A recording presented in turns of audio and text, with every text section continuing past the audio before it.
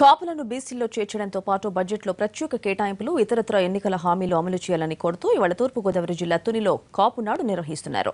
ఈ సభ ప్రారంభం కాకముందే దీనిపై ఏపీలో అధికార ప్రతిపక్షాల మధ్య మాటల తోటాలు పేలుతున్నాయి.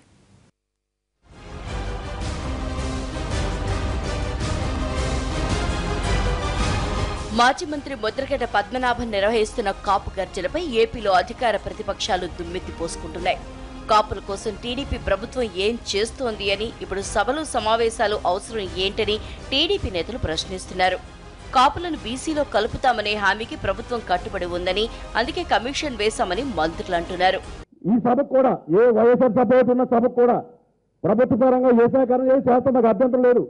దీన్ని కూడా దుష్ప్రచారం చేస్తారు. మీటింగ్ అభ్యంతరం పెడతారని చెప్పి నమ్మొద్దు. మీటింగ్ పెట్టుకోమని మాకు అభ్యంతరం లేదు.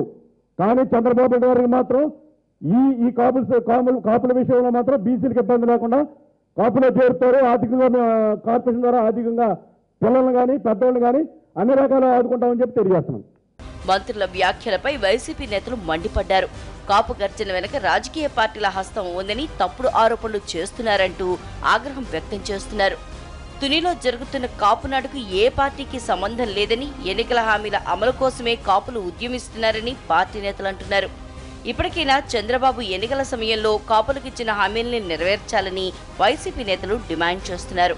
కాపులు దయదలిచి మాకేది ఇవ్వమనమని రేపు తుని సమావేశంలో అడగబోట్లా.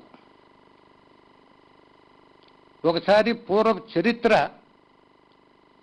సమాజం దృష్టి తీసుకొచ్చి ఇటువంటి సంకుచిత అభిప్రాయాలు ఉన్నటువంటి వ్యక్తులకు కానీ, సంకుచిత అభిప్రాయాలు వెళ్ళబుచ్చున్నటువంటి రాజకీయ పార్టీలకు కానీ అవగాహన కలుగజేయాలనే ఉద్దేశంతో రేపు చేస్తా ఉన్నాం. వారం రోజుల క్రితమే విజయవాడలో సదస్సు నిర్వహించిన కాంగ్రెస్ పార్టీ కాపునాడుకు మద్దతు ప్రకటించింది. కాపులను బీసీలో చేర్చాలని పార్టీ నాయకులు డిమాండ్ చేశారు. తెలుగుదేశం బీజేపీ మీరిద్దరూ కలిసే కేంద్రంలో ఉన్నారు. లోక్సభలో ప్రవేశపెట్టండి. షెడ్యూల్ 9 కింద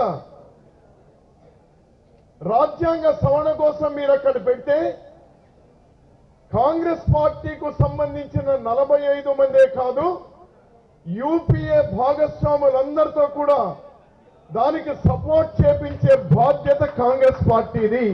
కాపు గర్జనకు రాష్ట్రంలో వివిధ ప్రాంతాల నుంచి భారీ ఏర్పాట్లు చేస్తున్నారు.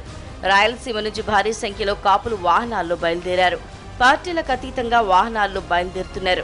2 ఏళ్ల క్రితం సాధారణ ఎన్నికల ప్రచారంలో కాపులను బీసీల జాబితాలో చేరుస్తారని, బీసీ కార్పొరేషన్ ఏర్పాటు చేసి 5 ఏళ్లలో 5,000 కోట్ల రూపాయలు కేటాయిస్తానని టీడీపీ హామీ ఇచ్చిందని కాపు నేతలు అంటున్నారు. ఈ హామీల్ని నిర్ణీత కాలపరిమితిలో అమలు చేసేలా ప్రభుత్వంపై ఒత్తిడి తెచ్చేందుకే కాపునాడు నిర్వహిస్తున్నట్లు చెబుతున్నారు.